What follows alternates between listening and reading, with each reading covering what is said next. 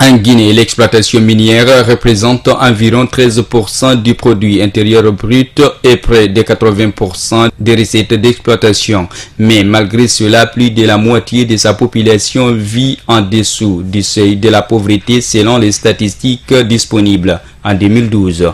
Ce qui représente un paradoxe au regard du potentiel important du pays. D'où cette réflexion pour un développement minier responsable. Le programme portera sur les activités de renforcement des capacités des acteurs d'une quarantaine de pays ACP à travers des ateliers régionaux de formation, des visites de terrain, la production des outils de référence et l'échange de connaissances.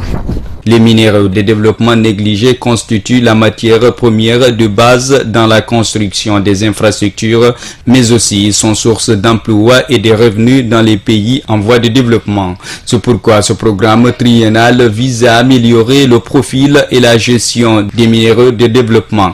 Un projet du groupe des États d'Afrique, des Caraïbes et Pacifique est financé par l'Union européenne et le PNUD à hauteur de 13 millions d'euros. Le PNUD, quant à lui, soyez-en assurés, ne ménagera aucun effort pour appuyer le gouvernement à faire de ce secteur une véritable opportunité de développement économique local et un véritable levier d'emploi en milieu rural.